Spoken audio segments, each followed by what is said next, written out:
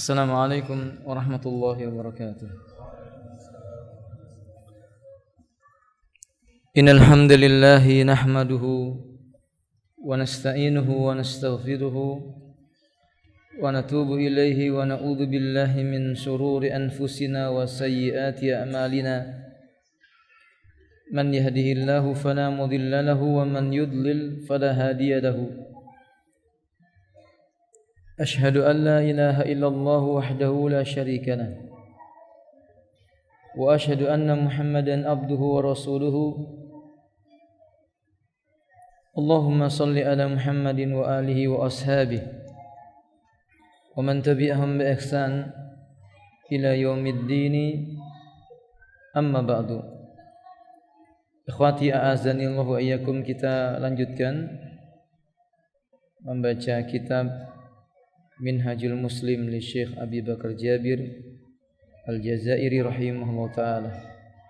Iqra' ya akhi fillah.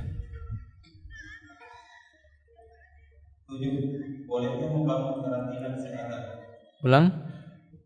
Yang poin berapa? Ulang, baca. Bolehnya membangun karantina kesehatan. Dibolehkan bahkan dianjurkan untuk membangun karantina kesehatan khusus bagi orang-orang yang menderita penyakit menular, serta melarang orang-orang yang sehat berhubungan dengan mereka, kecuali para perawat atau tim medis yang merawat serta mengobati mereka. Berdasarkan sabda Nabi Muhammad SAW yang ditujukan kepada para pemilik unta, hendaklah unta yang terkena penyakit kulis yang melintas di hadapan unta yang sehat. Jika larangan beliau demikian kerasnya terhadap binatang, tentunya larangan terhadap manusia lebih utama, sebagaimana dalam sabda beliau ketika terjadi wabah penyakit. Jika penyakit menular menjangkiti suatu daerah dan kamu sedang ada di daerah itu, hendaklah kamu tidak keluar dari daerah tersebut. Sedang jika penyakit menular menjangkiti suatu daerah dan kamu tidak berada di daerah itu, hendaklah kamu tidak memasuki daerah tersebut. Nah, ikhwati a'azan wa iyyakum, jawazu ittikhadil mahajizis sihhiyah. Bolehnya kaum muslimin menjadikan sebuah tempat karantina kesehatan atau menjadikan sebuah tempat itu dikumpulkannya orang yang terkena penyakit. Yajuzu bal yustahabbu, bahkan kata beliau ini hukumnya mustahab.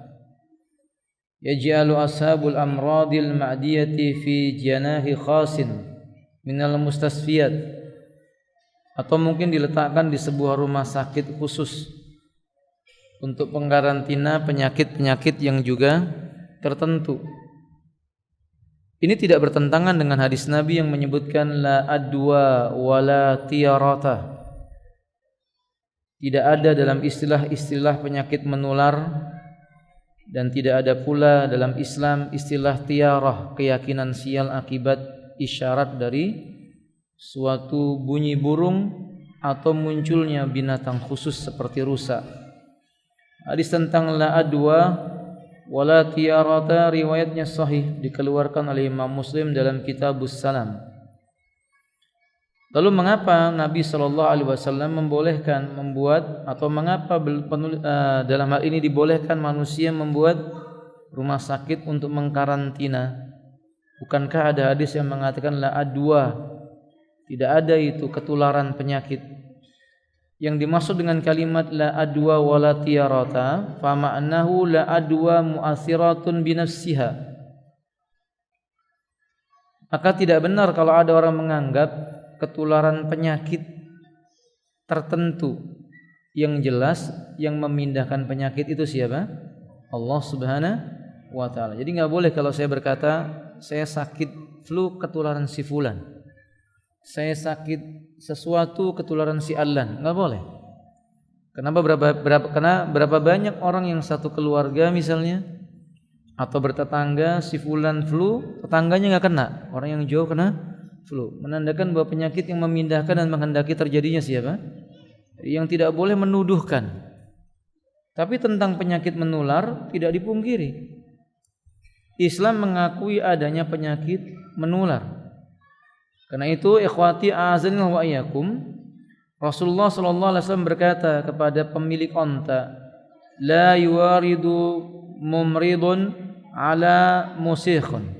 Jangan dibiarkan hewan yang sedang sakit, onta yang sakit berlalu lalang di hadapan hewan-hewan yang sehat.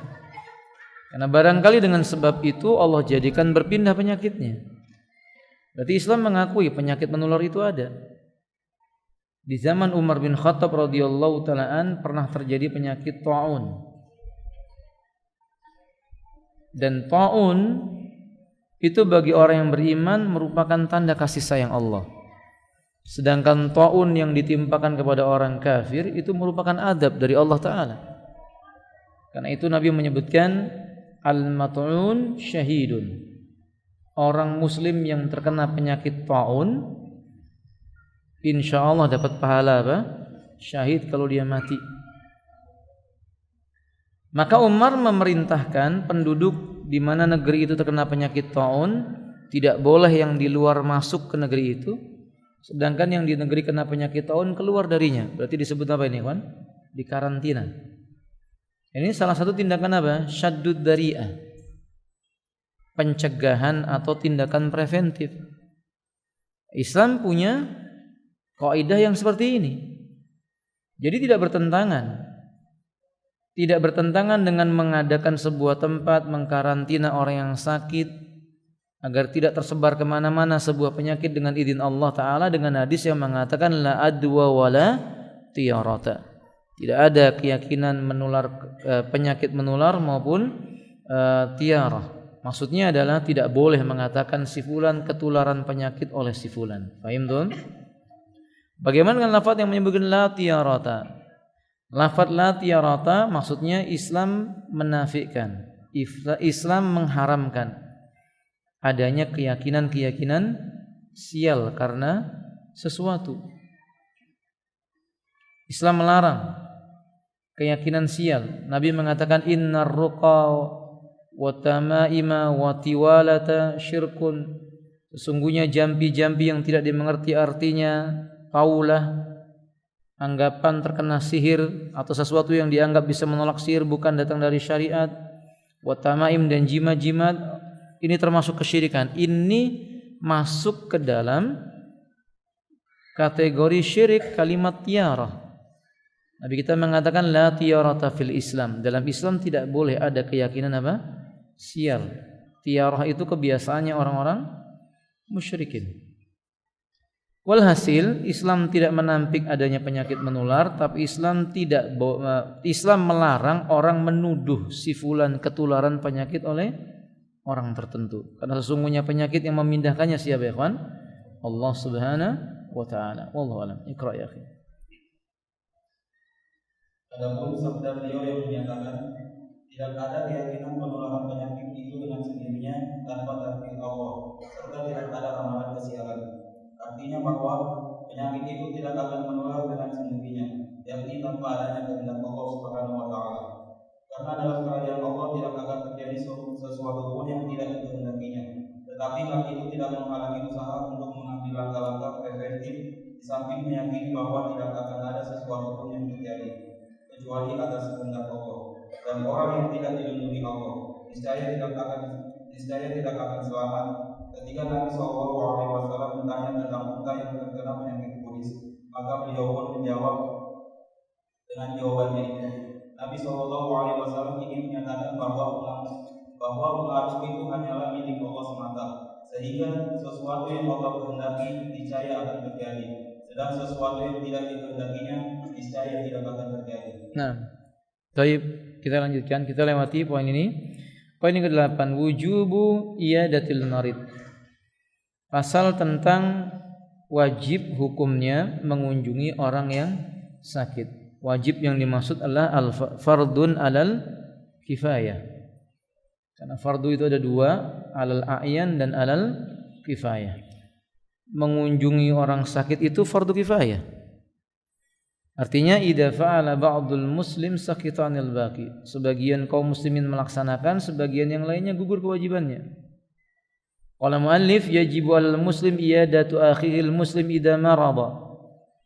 Penulis mengatakan wajib bagi setiap muslim, wajib bagi seorang muslim mengunjungi saudaranya muslim yang sakit. Timbul pertanyaan, bagaimana kalau yang sakit bukan orang muslim? Bolehkah mengunjunginya? Al-jawab jaiz. Jawabannya boleh. Anas bin Malik menyebutkan ada Nabi sallallahu alaihi wasallam syaban Yahudiyan wa huwa khadimun Nabi sallallahu alaihi wasallam wa qala kaifa tajidu nafsak. Nabi pernah mengunjungi seorang pemuda Yahudi yang sakit dan dia pembantunya Nabi. Nabi berkata, "Gimana kamu jumpai dirimu?" Lalu kata Nabi, "Aslim taslam." Masuklah Islam. Fa yanzuru ila abihi wa asara ati Abul Qasim. Laki-laki tadi melihat kepada bapaknya, lalu bapaknya berkata, "Taatilah Abul Qasim." Kemudian orang ini mengucapkan kalimat syahadat. Lalu Nabi mengatakan, segala puji bagi Allah yang telah menyelamatkan pemuda ini dari siksa api neraka.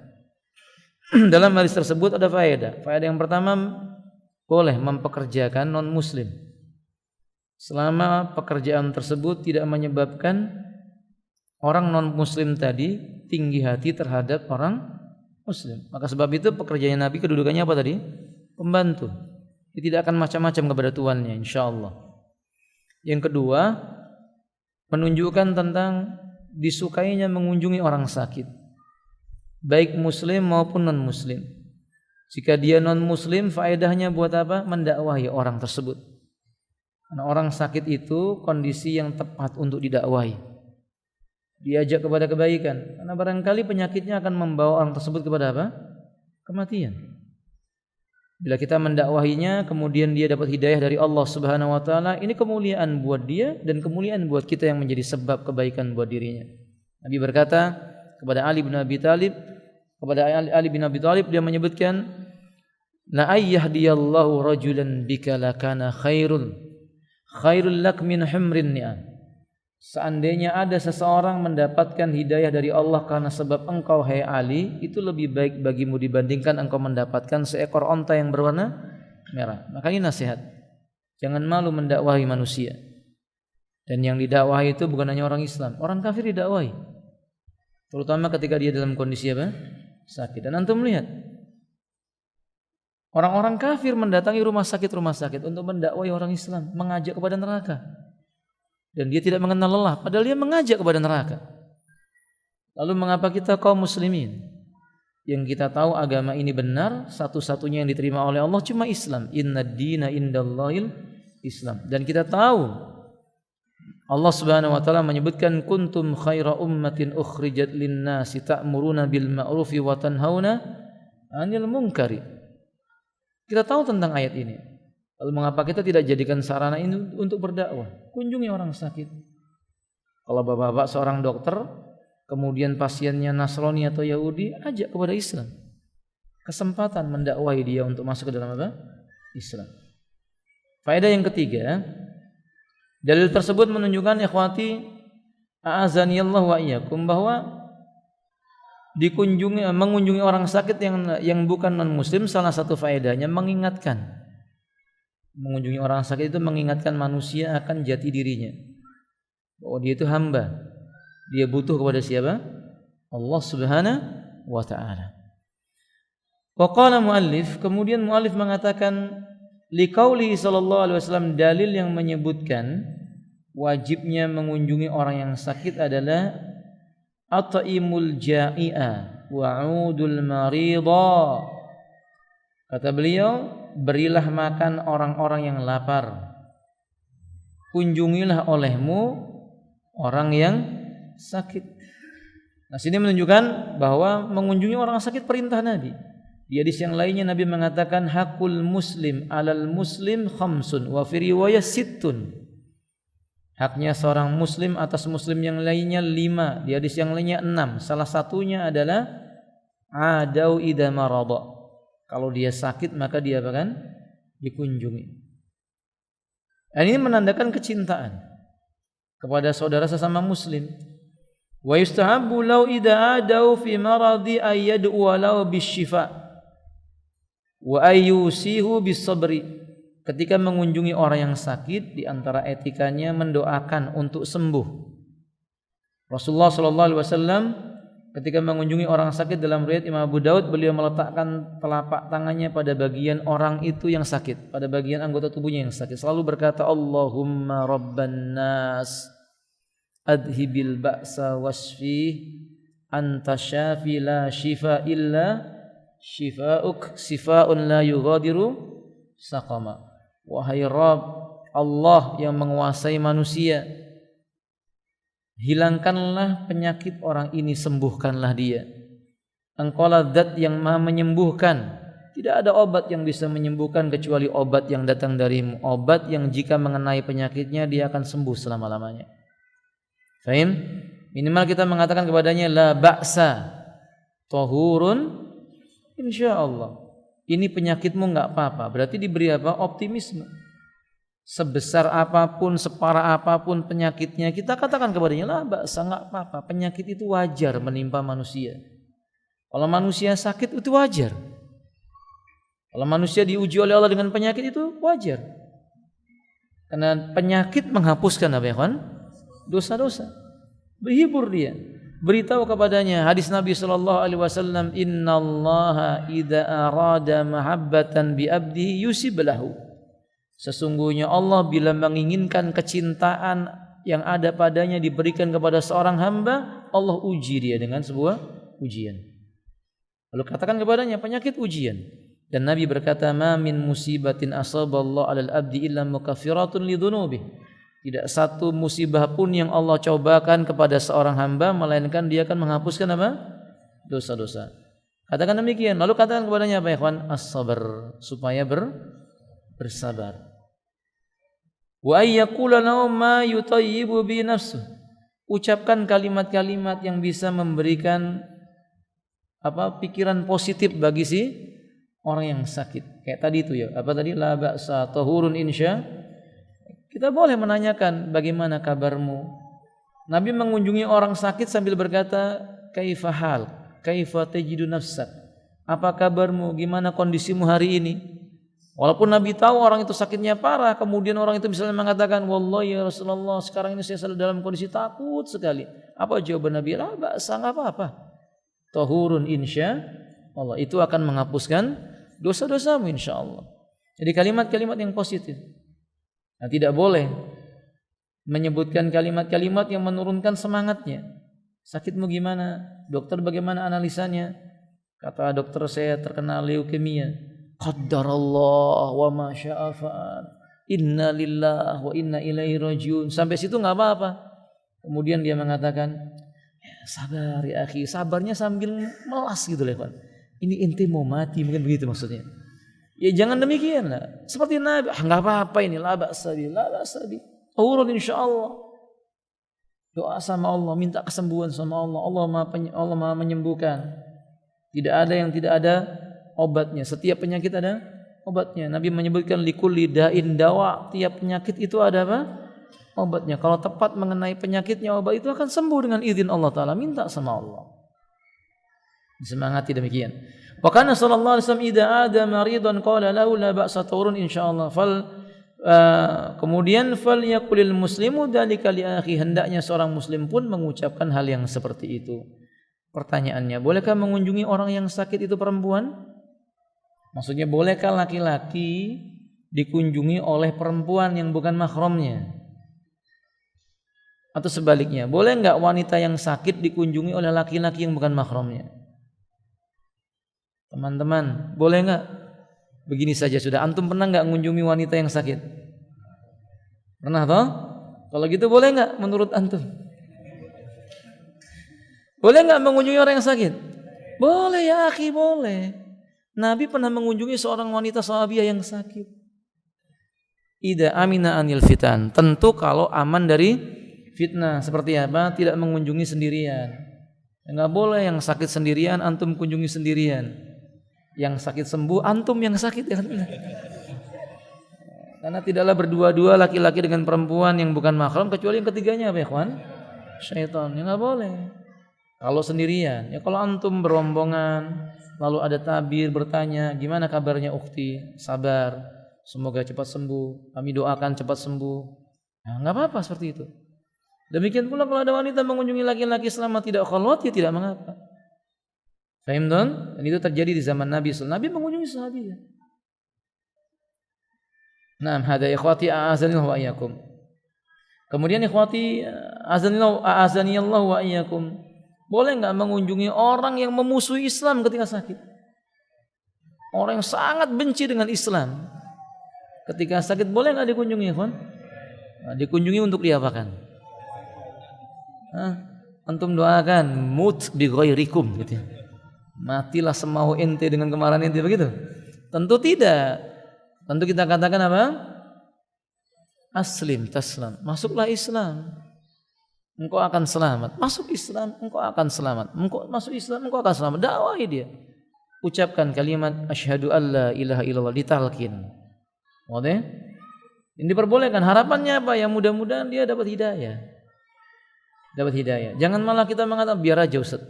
Biar mati dia dalam keadaan kafir di neraka dirinya. Tidak boleh demikian. Manusia itu harus berusaha sebisa mungkin orang lain juga beriman kepada Allah Subhanahu wa taala.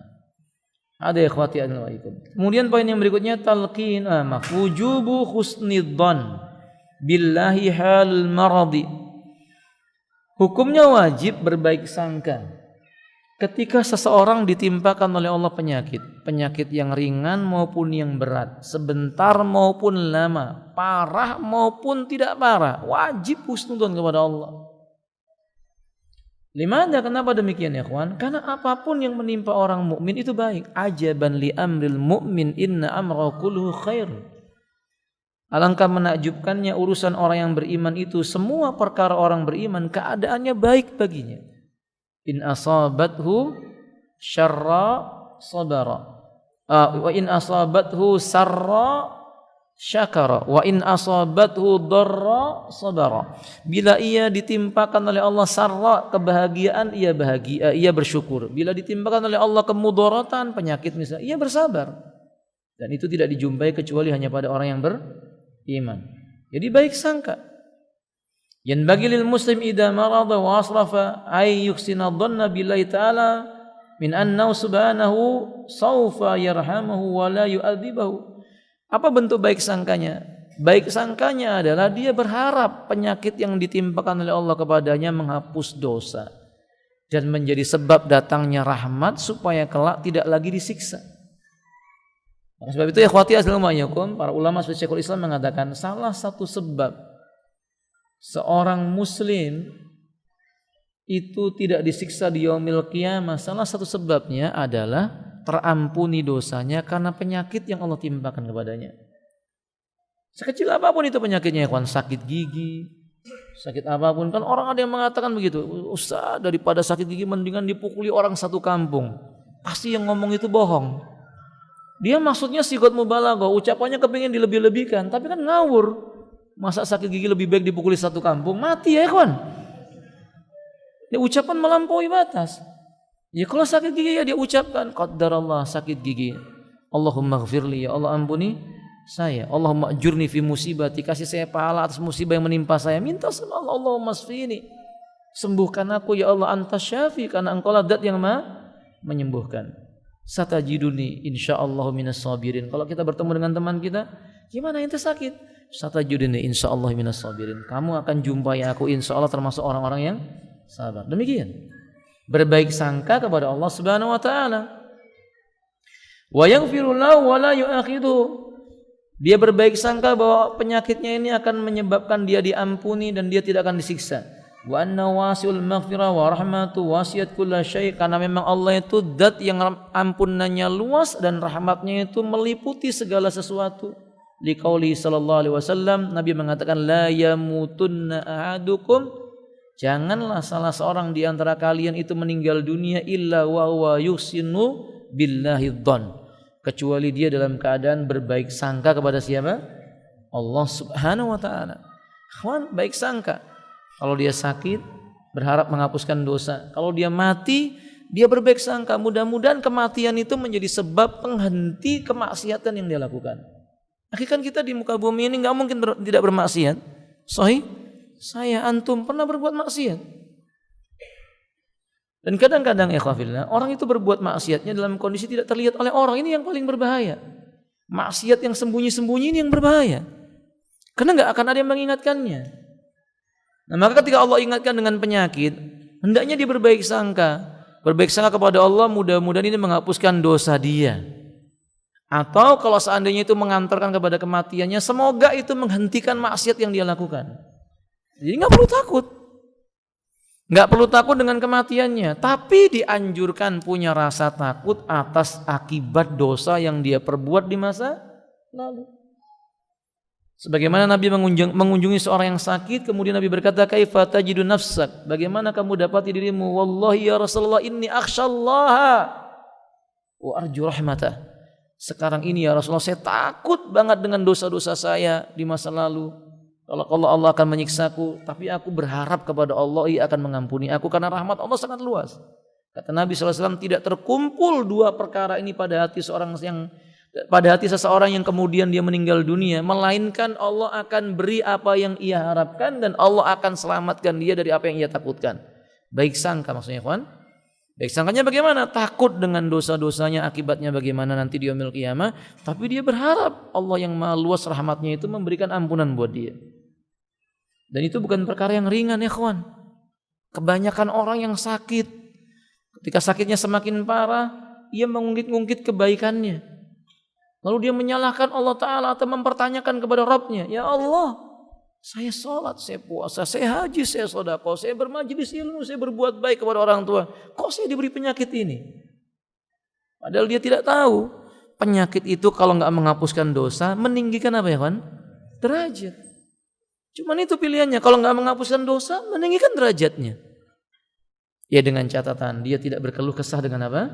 Penyakitnya. Allahu a'lam bishawab. Baik ikhwati, yang ke-10 talqinul mayyit. Nah, orang yang hampir meninggal dunia. Maksudnya talqinul mayyit itu orang yang hampir mati, ditalqin. Bukan orang yang sudah jadi mayyit. Kalau sudah meninggal dunia ditalqin, tujuannya apa? Mayit dibisikin, "Qul la ilaha illallah.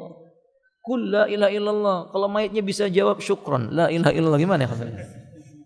Atau dia mengucapkan la ilaha illallah, itu kan berarti bukan mayit. Makanya Nabi mengatakan, "Lakinu mautakum la ilaha illallah." Talkinkan orang yang mau mati. Lakinu mautakum itu dia talkinkan yang mau mati di antara kalian itu dengan kalimat la ilaha illallah. Maksudnya talqin itu apa ya kawan? Didikte itu dituntun ya. Didiktekan, baca Pak, la ilaha illallah. Ayo baca la ilaha illallah. Kita bimbing dia. Bukan dibisikin la ilaha illallah, la ilaha illallah, enggak diajak. Tapi diajak baca la ilaha illallah. Kalau misalnya dia bengong, bangunkan la ilaha illallah.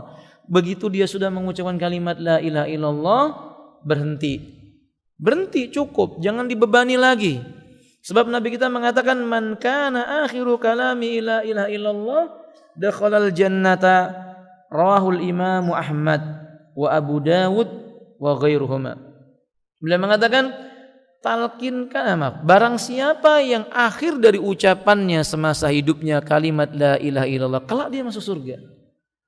Jadi kalau kita sudah mentalkin seseorang yang sakit lalu dia mengucapkan la ilaha illallah, berhenti, sudah tinggalkan, biarkan dia bersama dengan apa? Kalimat itu.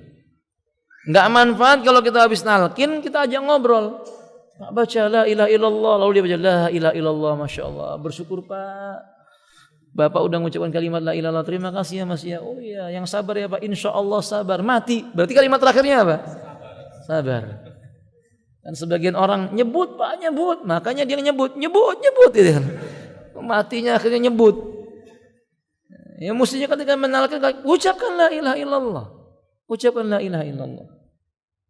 Ikhwati azan wa iyyakum. Dan ini juga nasihat. Kalau ada orang yang menjumpai kita sakit lalu mentalkin kita dengan kalimat la ilaha illallah, enggak boleh marah. Enggak boleh marah. Jangan kita mengatakan atadunnu annani qad mata ghadan.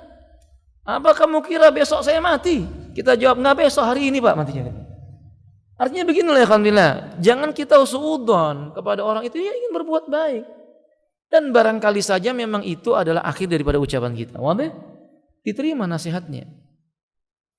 Bagaimana dengan membacakan surat Yasin? Sebagian para ulama memperbolehkan membacakan surat dalam Al-Quran. Semua surat. Karena keumuman firman Allah Subhanahu wa taala, "Wa nunazzilu minal Qur'ani ma huwa syifaa'un." Dan kami turunkan Al-Qur'an itu merupakan apa? Syifa' wa rahmatun, dan rahmat. Yani di antara makna rahmat artinya sebab diampuninya dosa. Maka harapannya ketika orang sakit itu dibacakan Al-Qur'an, diampuni dosa-dosanya atau disembuhkan apa? Penyakitnya dengan izin Allah Subhanahu wa taala. Adapun mengkhususkan ayat tertentu, ini yang tidak ada dalilnya. Karena tidak ada riwayat yang sahih mengkhususkan orang sakit dibacakan surat A, surat B, enggak. Riwayat-riwayat yang ada dhaif, tidak ada yang sahih. Tapi secara umum, tapi saya mau bacanya Yasin, ya enggak apa-apa, silakan. Tapi jangan punya anggapan Yasin yang paling top, Yasin yang paling mantap, Yasin jalan keluarnya, ala kuliyal semuanya serba apa? Yasin. Enggak harus begitu, enggak. Antum bisa bacakan surat Al-Baqarah atau Al-Waqiah atau Ali Imran atau An-Nisa, atau antum bacakan dari Al-Fatihah sampai An-Nas, enggak apa-apa, boleh. Tidak ada larangan dalam masalah ini. Yang termasuk apa namanya? Perkara yang diperbolehkan. Wallahu a'lam bishawab. Kemudian ikhwati a'azzallahu, bolehkah mentalkinnya dengan syahadatain? Asyhadu an la ilaha illallah wa asyhadu anna Muhammadar Rasulullah. Boleh kalau dia non muslim. Kalau dia non muslim, maka kita mentalkinkannya dengan kalimat syahadatain. Aslim, taslam, masuk Islam, artinya baca syahadat. Maka dia mengucapkan la ilaha illallah Muhammadur Rasulullah. Nah, bagaimana kalau dia muslim? Bolehkah ditalkinkan dengan dua syahadatain, dengan kalimat syahadatain ini, syahadat la ilaha illallah dan syahadat Muhammad Rasulullah? Para ulama berbeda pendapat. Pendapat yang benar tidak, mencukupkan dengan kalimat la ilaha illallah, karena lafaz hadisnya menyebutkan lakinu mautakum la ilaha illallah. Talkinkanlah orang-orang yang hampir meninggal di antara kalian itu dengan lafaz kalimat la ilaha illallah. Paham? Jadi jangan takalluf. Jangan takalluf. Sebagian orang saya menyaksikan, Pak, bukan hanya la ilaha illallah. Ini ditalkin, Pak, ikuti saya. A'udzubillahi minasyaitonirrajim. A'udzubillahi minasyaitonirrajim. Bismillahirrahmanirrahim. Suruh baca Al-Fatihah. Apakah baik-baik? Tetapi apakah dicontohkan? Enggak dicontohkan. Agama kita mudah. Yassiru wala tu'assiru. Berikan kemudahan, jangan dipersulit. Wallahu a'lam bishawab. Kemudian yang ke-11, taujihul muqtadir. Taujihul muqtadir ilal kiblati. Penulis berpendapat dianjurkan orang yang hampir sakaratul maut itu dihadapkan ke arah kiblat. Kami katakan tidak ada dalil yang sahih tentang hal ini. Sebagaimana pula disebutkan dalam kitab Ahkamul Janaiz, tidak ada dalil yang sahih yang menyebutkan tentang orang yang hampir meninggal mesti dihadapkan ke arah kiblat. Artinya kalau beranggapan itu perkara yang disunnahkan perlu dalil. Tapi apakah mubah? Jumhur berpendapat mubah. Adalah Sa'id ibnul Musayyab, beliau sakit parah hampir wafat dihadapkan kiblat. Ketika beliau sadar, beliau berkata, "Engkaukah yang menghadapkan aku ke arah kiblat?" Kata murid-muridnya, "Iya, kami." Kata beliau, "Apa kamu tidak yakin tentang keislamanku?" Maksudnya, enggak ada bedanya menghadap kiblat maupun tidak menghadap apa? Kiblat. Maksud beliau demikian. Ini salah seorang tabi'in, muridnya para sahabat, Sa'id ibnul Musayyib rahimahullah taala. Nah, kadar ikhwatul. Tapi yanbaghi ay wajhil muqtadar wa huwa alladhi darat alaihi alamatul mauti ila al-qiblati muttaji'an ala saqil ayman. Kata beliau, seharusnya orang yang diyakini sudah hampir meninggal dunia dimerengkan ke kanan supaya menghadap ke arah kiblat. Wa illam yumkin fa mustalqiyan ala dhari wa rijlau ila al-qiblati. Kalau enggak ya terlentang enggak apa-apa, kakinya yang mengarah ke arah kiblat, kata beliau. Wa in istaddad bihi sakaratul mauti quri'at alaihi surah Yasin. Seandainya penyakitnya semakin parah dan nyata-nyata hampir meninggal dunia, bacakan padanya surat apa? Sayang hadisnya dhaif. Hadis dari Anas bin Malik yang menyebutkan lakinu mautakum Yasin, dhaif hadisnya, riwayat Imam Tirmidzi. Tirmidzi menyebutkan riwayatnya dhaif. Tapi jumhur ulama mengatakan riwayat yang dhaif jika diamalkan sebagai fadhailul amal maka diperbolehkan. Tapi kita katakan yang sahih yang lebih baik, yaitu apa? Talqin dengan kalimat apa, ikhwan? La ilaha illallah. Nah, rajana yukhafifallahu ta'ala anhu bi barakatiha, berharap adanya keberkahan. dengan dibacakannya Al-Qur'an maupun surat dalam Al-Qur'an. Dan berdasarkan hadis Nabi yang dikeluarkan riwayatnya oleh Rawahu Sahibul Firdaus an Abi Darda, riwayatnya menyebutkan kalimat tapi tidak sahih riwayatnya, ma min mayitin yamutu fataqra'a indahu yasin illa hawwanallahu alaihi. Tidak satu mayit, tidak satu orang pun yang hampir meninggal dunia dibacakan padanya fataqra'a indahu yasin, surat Yasin, illa hawwanallahu alaihi, melainkan Allah akan mudahkan sakaratul maut baginya. Sayang riwayatnya tidak sahih. Tapi intinya boleh dibacakan Al-Quran supaya dapat keberkahan dan rahmatnya Allah Subhanahu wa taala sebelum meninggal. Bukan sesudah apa? Innal Qur'an lil hayat laisa lil mait, laisa lil mamat. Karena Quran itu petunjuk bagi yang masih hidup, bukan yang sudah meninggal dunia. Fahimtum ya akhwati? Ada ya akhwati azan wa yakum. Terakhir taghmidu ainai wa tasjituhu. Anjuran ketika seseorang meninggal dunia, matanya terbelalak dipejamkan, ditutup seluruh anggota tubuhnya, diutamakan pada bagian apa? Kepalanya. Seandainya kainnya tidak mencukupi seluruh tubuhnya. Tambahan ini saya singkatkan saja. Kain yang digunakan penutup itu hendaknya tidak bergambar makhluk hidup. Ya, tidak bergambar makhluk hidup. Ya kain apa saja boleh. Dan disukai dengan kain yang berwarna apa? Putih, terutama burdun hibarah namanya. Kain wol tebal, biasanya ada garis-garisnya. Biasanya dibuat di negeri Yaman. Rasulullah ketika wafat dilakukan yang demikian itu. Oke? Jadi dipejamkan matanya. Ketika Nabi SAW menjumpai salah seorang sahabat Abu Salamah, ia meninggal dunia, maka Nabi memejamkan matanya sambil berkata, inna ruha idza qubida tabi'ul basar. Sesungguhnya ruh kalau dicabut nyawanya oleh Allah Ta'ala, ruh itu dicabut oleh malaikat, maka mata akan mengikuti arah ruh. Arah ruh itu dicabutnya kemana? Ke atas. Makanya orang yang meninggal itu matanya ke atas, terbelalak. Itu bukan su'ul khatimah. Ya kecuali dia gantung diri melotot, yaitu su'ul khatimah. Atau minum racun mati melotot, ya su'ul khatimah. Jadi kalau dia wafat biasa sakit kemudian matanya ke atas, itu bukan su'ul khatimah. Kemudian Nabi SAW mengatakan, kemudian Nabi SAW ketika itu kemudian memejamkan matanya lalu mengatakan, la tadu ala anfusikum. Jangan kalian mendoakan kejelekan kepada diri kalian sendiri. Illa bi khairin. Kalau kalian terpaksa berdoa, berdoalah kebaikan buat diri kalian. Wallahu a'lam bissawab. Ikhwan, sampai di sini semoga bermanfaat. Masih berapa menit? 7 menit.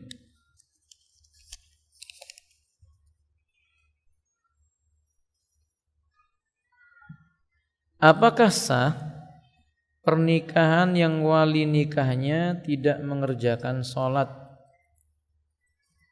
5 waktu dalam waktu yang lama? Bolehkah langsung diwakilkan wali hakim meski masih ada saudara dari ayah wanita dengan tujuan menjaga perasaan ayahnya? Syukran. Apakah sah wali yang menikahkan jika dia tidak sholat 5 waktu? Maka dihukumi dulu. Orang yang tidak sholat 5 waktu itu masih muslim atau enggak? Ulama berbeda pendapat tentang orang yang tidak sholat 5 waktu secara terus menerus. Syekh Utsaimin berpendapat tidak sholat 1 waktu aja, tapi terus menerus. Jangankan 5 waktu, 1 waktu. Enggak pernah sholat subuh dia, tapi sholat yang lainnya dia sholat. Itu hukumnya kufur. Dianggap keluar dari Islam. Kalau dia keluar dari Islam, maka perwaliannya tidak sah. Dari mana penyebutan tentang kekufurannya? Apa dasar hukumnya? Firman Allah Subhanahu wa taala, "Ma salakakum fi saqar? Qalu lam nakum minal musallin." Apa yang membuat kalian berjalan masuk neraka Saqar? Kata mereka, dulu kami di dunia tidak mengerjakan salat. Nabi mengatakan, "Al-ahdu bainana wa bainahumus shalah." Ada janji yang mengikat antara kami dengan manusia, yaitu salat. "Wa man tarakaha faqad kafara." Barang siapa meninggalkannya maka dia kafir. Nah, kalau seandainya ayahnya tidak pernah salat, tidak sah perwalian untuk anak tersebut. Maka hendaknya yang mewalikannya siapa? Wali hakim. Wali hakim. La yani as-sultanu waliyun liman la waliyalah. Sultan menjadi wali bagi orang yang tidak punya wali. Ustaz, boleh enggak kalau misalnya mau diwalikan hakim sementara masih ada saudara laki-laki si ayah atau paman dari si wanita tersebut? Boleh. Tidak mengapa kalau di dalamnya itu ada apa? Kemaslahatan yang lebih besar. Kalau ada kemaslahatan yang lebih besar maka boleh. Wallahu taala a'lam bishawab. Orang yang sedang menghadapi kematian, apakah disunnahkan diwudukan? Wallahu taala a'lam bishawab, tidak ada dalil tentang hal ini. Adapun yang ada dalilnya, orang yang bangun dari pingsannya. Nabi sallallahu alaihi wasallam ketika beliau bangun dari pingsan, maka beliau meminta air, lalu kemudian beliau mengusap wajah. Dalam riwayat yang lain beliau berwudu. Lalu beliau mengucapkan la ilaha illallah innalil mauti sakarat. Tidak ada ilah yang patut diibadahi kecuali Allah. Sesungguhnya pada kematian itu ada sakitnya sakaratul maut. Akhi, berarti siapapun yang mati merasakan sakarat. Mau orang soleh, mau orang toleh, semua merasakan sakaratul maut. Hanya sakaratul mautnya manusia berbeda-beda. Paham? Tapi tetap sakaratul maut. Nabi saja merasakan sakaratul maut sampai mengucapkan la ilaha illallah innalil maut sakarat. Sungguh kematian itu memiliki apa? Sekarat. Sakaratul maut. Wallahu a'lam. Adapun diwudukan tidak ada dalilnya. Kapan diwudukannya Ustaz? Kalau sudah meninggal dunia. Sudah meninggal dunia, dimandikan. Sebelum dimandikan kita memulai dengan anggota wudunya, diwudukan. Kemudian baru dimandikan. Oke? Adapun mewudukannya ketika dia sakit, enggak dijumpai dalil tentang hal itu. Tetapi kalau waktu sholat ada kemungkinan dia masih mampu sholat, boleh diwudukan. Kalau dia tidak sanggup diwudukan, maka cukup dengan apa? Tayammum. Wallahu a'lam bishawab. Naam, demikian ya. Ini ada satu lagi soal.